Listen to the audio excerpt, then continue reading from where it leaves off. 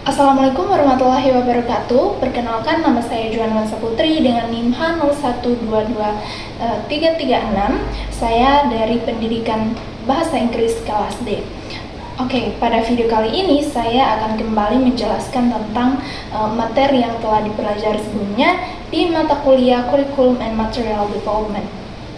Nah, hal pertama yang perlu kita ketahui adalah apa sih itu kurikulum? Nah, kurikulum itu, seperti yang kita ketahui bahwa kurikulum itu adalah sesuatu yang sangat penting di dunia pendidikan.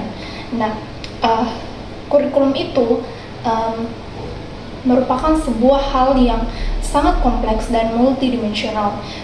Namun kita dapat memaknai kurikulum itu sebagai sebuah titik awal sampai titik akhir pengalaman belajar seorang siswa atau murid. Kemudian kurikulum ini juga sering diibaratkan sebagai jantung dari sebuah pendidikan. Selanjutnya, menurut Ralph Taylor dalam bukunya The Basic Principle of Curriculum, ada 4 komponen kurikulum. Yang pertama itu adalah tujuan, yang kedua adalah konten, kemudian metode atau cara, dan yang terakhir adalah evaluasi. Namun di beberapa negara hanya menerapkan 3 komponen dalam kurikulum, yaitu yang pertama itu adalah tujuan pembelajaran atau konten, kemudian ada panduan pedagogi, dan yang terakhir adalah panduan asesmen. Nah, selanjutnya peran dan fungsi dari kurikulum. Kurikulum ini berperan sebagai pedoman atau acuan dalam melakukan kegiatan pembelajaran, sehingga fungsi dari kurikulum ini adalah memandu kita dalam melakukan kegiatan, dalam melakukan proses belajar murid. Nah, seperti yang kita ketahui bahwa kurikulum dari waktu ke waktu berubah. Nah, mungkin kita bertanya-tanya kenapa kurikulum tersebut berubah dari waktu ke waktu. Nah, kita ketahui bahwa sekarang ini perkembangan teknologi berkembang sangat pesat. Nah, sehingga kita mencari jalan keluar untuk menemukan sebuah metode yang tepat, yang sesuai dengan zamannya yang dibutuhkan oleh siswa atau murid-murid di sekolah. Nah, jawaban dari hal ini adalah dengan adanya kurikulum merdeka. Nah, adapun struktur dari kurikulum merdeka itu ada 3. Yang pertama itu program intrakurikuler, di mana program ini termuat dalam roster.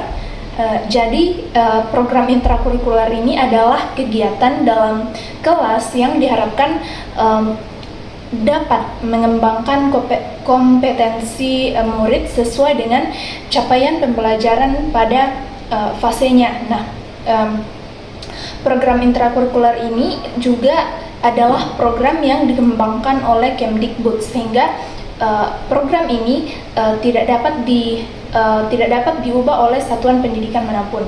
Selanjutnya ada program ekstrakurikuler.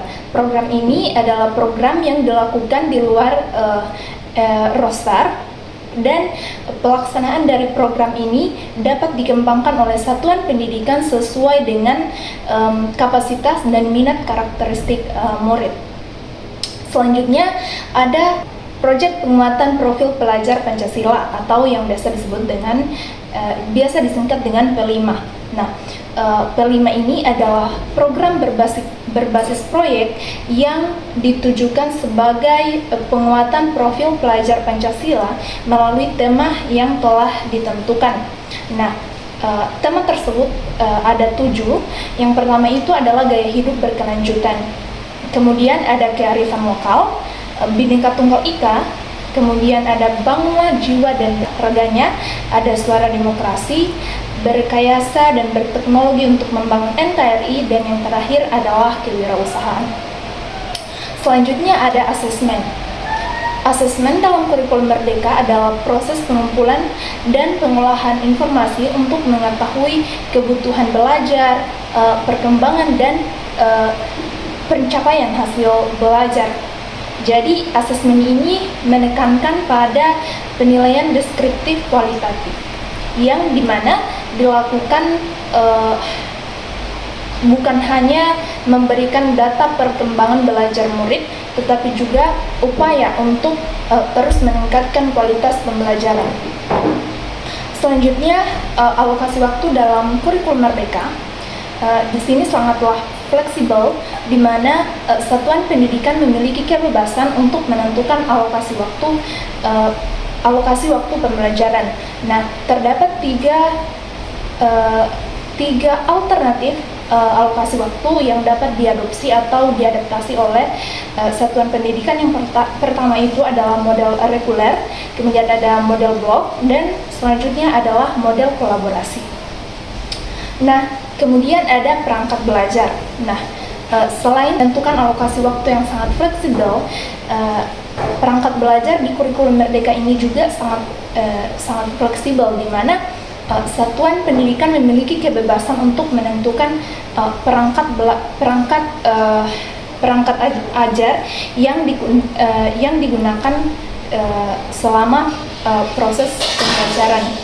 Nah, perangkat ajar yang digunakan dalam kelas bukan hanya melalui buku teks, tetapi ada beberapa hal yang bisa digunakan. Yang pertama itu modul ajar. Jadi modul ajar ini khusus digunakan di program intrakurikuler. Selanjutnya adalah modul project. Modul project ini digunakan di P5. Selanjutnya ada buku non-teks, ada video, dan ada media cetak atau media digital.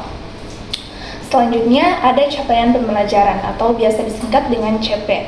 Jadi CP ini adalah tujuan akhir di setiap fase pembelajaran siswa, dan ini untuk kegiatan intrakurikuler. Nah, CP ini adalah kompetensi minimum yang harus dicapai peserta didik untuk setiap mata pelajaran. Nah, CP ini dirancang dengan mengacu pada standar kompetensi lulusan dan standar isi. Kemudian CP ini dirumuskan dalam bentuk fase. Kemudian CP ini juga berpusat pada siswa dan bukan hanya pada ketuntasan materi. Nah, adapun rumusan fase yang pertama yaitu jenjang PAUD. Jenjang PAUD ini disebut dengan fase fondasi, yang dalam hal ini TKB. Selanjutnya di jenjang SD ada fase A. Fase A yang berada di kelas 1 dan 2, kemudian ada fase B yang berada di kelas 3 dan 4, dan fase C yang berada di kelas 5 dan 6. Selanjutnya di jenjang SMP ada fase D dari kelas 7 sampai 9, dan selanjutnya di jenjang SMA atau SMK ada fase E di kelas 10 dan fase F di kelas 11 dan 12. Nah, selanjutnya ada modul ajar. Nah, modul ajar ini adalah salah satu perangkat ajar yang digunakan untuk merencanakan pembelajaran. Nah, ada 4 hal yang wajib termuat di dalam modul ajar. Yang pertama itu adalah tujuan, kemudian ada langkah-langkah, dan ada media pembelajaran, serta ada asesmen. Nah, adapun komponen lengkap dari modul ajar itu sendiri, yang pertama itu adalah fase, kemudian ada jumlah jam pelajaran, kemudian ada model pembelajaran, kemudian ada tujuan pembelajaran, dimensi, dan pengetahuan. Nah, adapun komponen detail dari modul ajar yang per pertemuan, yang pertama itu ada bahan ajar, kemudian ada pemahaman bermakna, kemudian pertanyaan pemantik, ada indikator keberhasilan, kemudian ada juga asesmen, sarana dan prasarana, serta rencana kegiatan. Selanjutnya ada lampiran. Nah, di lampiran ini termuat lembar penilaian, rubrik penilaian, dan bahan ajar lain yang relevan dengan materi. Selanjutnya ada asesmen. Asesmen ini dibagi menjadi 3. Yang pertama itu adalah asesmen awal, di mana asesmen awal ini dilaksanakan di setiap bab, di setiap bab atau di setiap awal materi pelajaran. Nah, tujuannya itu agar guru bisa memahami atau guru memiliki pengetahuan awal atau pengetahuan dasar tentang pengelompokan kompetensi siswa. Dengan mengetahui hal tersebut, guru bisa memberikan pelajaran sesuai dengan level atau kemampuan siswa itu sendiri. Selanjutnya ada asesmen sumatif dan formatif. Nah, asesmen sumatif ini adalah asesmen atau penilaian yang dilakukan di akhir pembelajaran. Kemudian ada asesmen formatif adalah asesmen yang bisa dilakukan selama proses pembelajaran itu terjadi. Nah, selanjutnya adalah P5. Nah, ujung dari P5 ini sendiri adalah P3. Nah, apa itu P3? P3 itu adalah profil pelajar Pancasila. Nah, ada beberapa bagian yang termasuk dalam profil pelajar Pancasila. Yang pertama itu adalah beriman bertakwa kepada Tuhan Yang Maha Esa dan berakhlak mulia. Kemudian ada mandiri, kemudian ada berkebinekaan global, kemudian bernalar kritis, dan yang terakhir kreatif. Jadi demikian materi yang dapat saya sampaikan hari ini. Kurang dan lebihnya mohon dimaafkan, dan wassalamualaikum warahmatullahi wabarakatuh.